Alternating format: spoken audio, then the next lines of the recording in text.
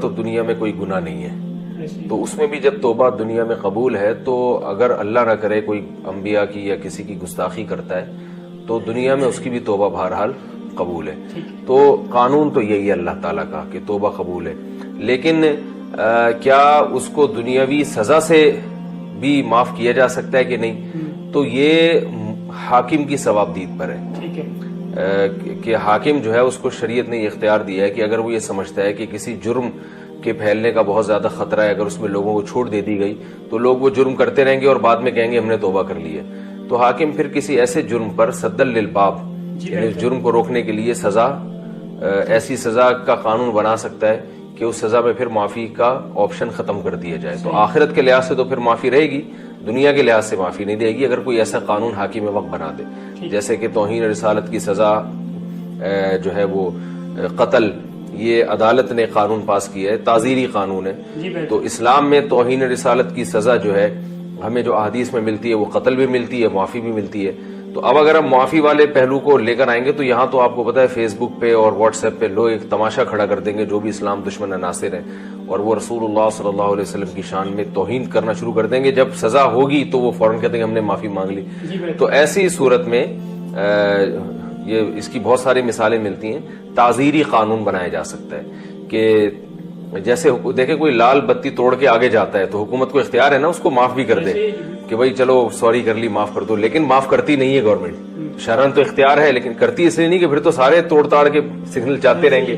تو سیاست کا تقاضا یہی ہے کہ کچھ قوانین ایسے ہوتے ہیں جن میں اگرچہ شریعت نے معاف کرنے والے کو معافی کا آپشن دیا ہوتا ہے لیکن سیاستاً گورنمنٹ کو بھی اجازت دی ہوتی ہے کہ وہ قانون سازی کر سکتی ہے۔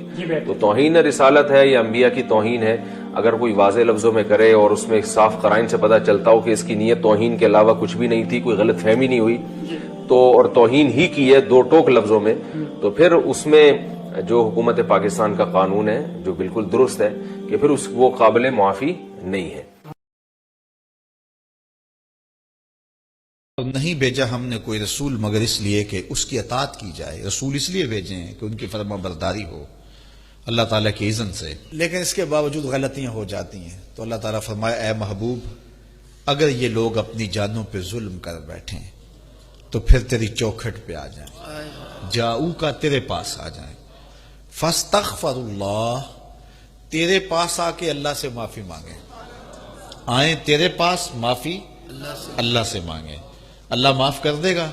فرمایا واستغفر لهم الرسول، پھر رسول ان کے لیے رب سے معافی مانگے کہ مالک میرے ڈیرے پہ چل کے آگے اب معاف کر دے۔ لوجد اللہ توابا رحیما، آئے تھے توبہ کرنے کے لیے، اللہ ساتھ رحمت بھی جولی میں ڈال دے گا۔ کیا میرے نبی کو ساتھ لے آئے ہو، توبہ بھی قبول کی اور رحمت بھی نازل کی۔ اب حضرت عمر رضی اللہ تعالیٰ عنہ کے پاس وہ مقدمہ لے کے وہ یہودی اور منافق آ گئے، تو حضرت عمر رضی اللہ تعالیٰ عنہ نے کہا اپنا مقدمہ سناؤ۔ تو اس منافق نے کہا یہ ہوا، ساری کہانی سنائی۔ اب یہودی کی باری آئی، کہا ہاں بھائی تو سنا۔ اس نے کہا کہ میری صرف ایک بات ہے۔ کہا کیا؟ کہا اللہ کے رسول اس مقدمے کا فیصلہ میرے حق میں کر چکے ہیں، بس میں نہیں سناتا کیا ہوا، بس یہ اتنی بات ہے۔ حضرت عمر رضی اللہ تعالیٰ عنہ نے اس نام نہاد کلمہ گو سے کہا یہ سچ کہہ رہے حضور نے اس کا فیصلہ کر دیا ہے اس کے حق میں؟ جی ہاں، لیکن میں حضور آپ سے کروانے آیا ہوں۔ کہا پھر رکو ابھی کرتا ہوں۔ آپ اندر گئے، جب واپس آئے تو ہاتھ میں تلوار تھی، تو حضرت عمر نے اس منافق کی گردن کاٹتے ہوئے تاریخ ساز لفظ کہے ہا کازا اقدی لمن لم یرد بقضاء اللہ ورسولہ، جو اللہ اور اس کے رسول کے فیصلے کو نہیں مانتا عمر کی تلوار اس کا فیصلہ ایسے ہی کرتی ہے، اس کی گردن کاٹ کے رکھ دی۔ یہی تو ممتاز قادری نے کیا تھا۔ آج وہ شہید ہو گیا لیکن سرخرو ہو گیا، وہ کامیاب ہو گیا، کامران ہو گیا۔ جس دھج سے کوئی مقتل میں گیا وہ شان سلامت رہتی ہے، اس جان کی کچھ پرواہ ہی نہیں، یہ جان تو آنی جانی ہے۔ تو وہ مارا گیا، جب قتل کر دیا گیا تو جو اس کے عزیز تھے، رشتہ دار تھے، وہ حضور علیہ السلام کے پاس احتجاجی جلوس لے کے آ گئے کہ ماورائے عدالت قتل ہو گیا۔ عمر نے ماورائے عدالت قتل کر دیا. تو حضور علیہ السلام نے فرمایا عمر کو بھی تو بلاؤ، پوچھتے ہیں ماجرا کیا ہوا. تو حضرت عمر رضی اللہ تعالیٰ عنہ کو بلایا گیا.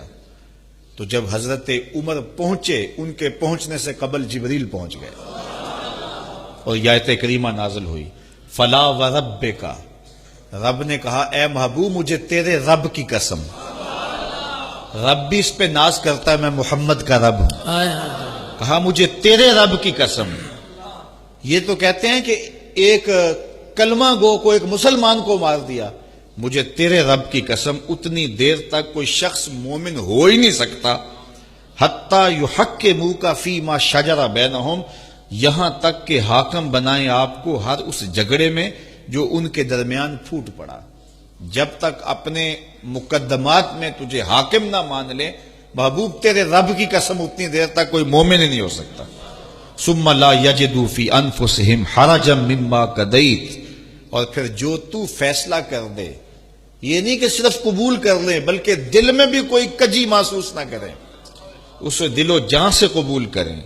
وَيُسَلِّمُوا تَسْلِيمًا، اور اس کو تسلیم کرنے کا جو حق ہے جب تک وہ ادا نہ کرے، مجھے تیرے رب کی قسم کوئی مومن ہی نہیں ہو سکتا.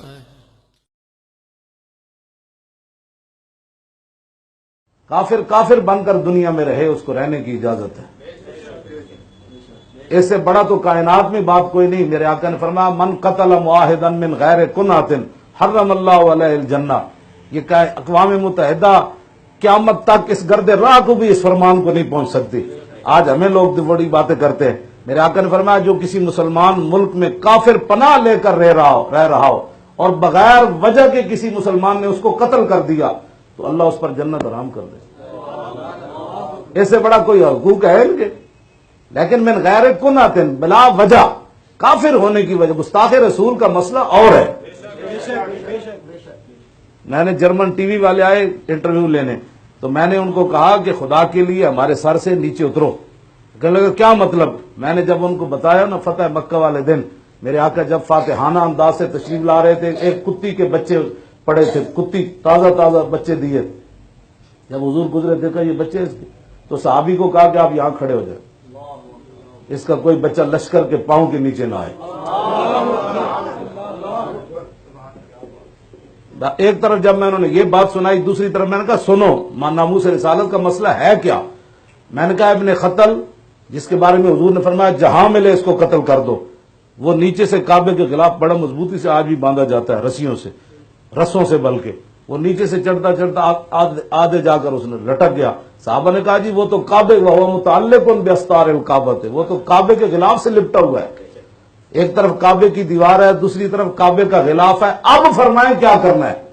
تو میرے آقا نے فرمایا اقتلوا، اس کو وہیں قتل کر دیا. میں نے ان کو کہا، میں نے کہا بتاؤ کتی کے بچے تو بچ گئے، انسان کعبے کے ساتھ لپٹا ہوا کیوں نہ بچا؟ میں نے کہا اس مسئلے کو سمجھو. وہ حیران ہو کر مجھ سے پوچھنے لگا کہ واقعی ایسے بات ہے؟ میں نے کہا واقعی. کہنے لگا ہمیں تو کچھ اور ہی بتایا جاتا.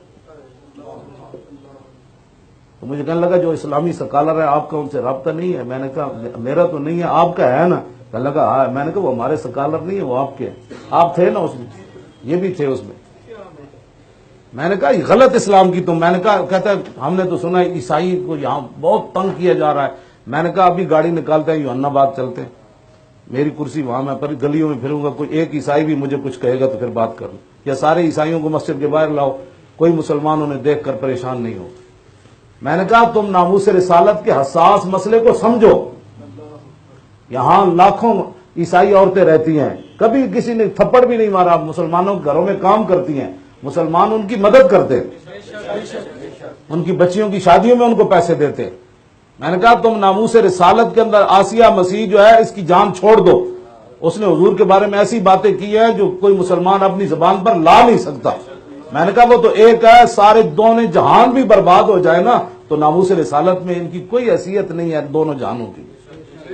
اس مسئلے کی حساسیت کو لوگ سمجھے نہیں اور لوگوں نے فوراً کہہ دیا جی یہ ایسے نہیں تھا تو ایسے نہیں تھا. وہ میں ذمی سے بات آگے چلائی، وہ ذمی کافر جو تھا مسلمانوں کے ملک میں عیسائی رہے لاکھ بار رہے، ہندو رہے لاکھ بار رہے، ہمیں تو کوئی غرض نہیں اس سے، یہودی رہے بدھ مت رہے، لیکن حضور کے بارے میں بات کر کے کوئی زندہ نہیں رہ سکتا. یہ مسئلہ ہے اور یہ میرا مسئلہ نہیں ہے. تو یہ مسئلہ ہے, اس کو سمجھنے کی ضرورت ہے. ہمیں کوئی گالی دے دے لاکھ بار دے, ہمارے باپ کو کوئی گالی دے لاکھ بار دے, لیکن حضور کے بارے میں تو سانس لینے کا بھی مسئلہ ہے. میدان حدیبیہ میں ایسے عروہ بن مسعود نے حضور کی مبارک داڑھی کی طرف ہاتھ کیے ایسے, اور بطور خوشامد کیے. دنیا میں بھی آئے داڑھی نو لوگ ہاتھ لا دیں گل مک جاندی. ایسے اس نے کہا کہ جانے دے جی صلح کر لے, ایسے کہا. تو پیچھے بھتیجے کھڑے تھے مغیرہ بن شعبہ, ابھی چچا نے اسلام قبول نہیں کیا, تو بغیر حضور سے پوچھے چاچے کے ہاتھ پر تلوار کا دستہ مار دیا. اخر یدکان لحیت رسول اللہ واللہ تصل الیک. اور میں چاچے اگرچہ تو خوشامد کر رہا ہے لیکن یہ انداز ہمیں بے ادبی کا نظر آ رہا ہے, اگر دوبارہ ایسے ہاتھ کیا تو میں کاٹ کے رکھ دوں گا پیچھے کر. صحابہ تو ایسی بھی برداشت نہ کر سکتے.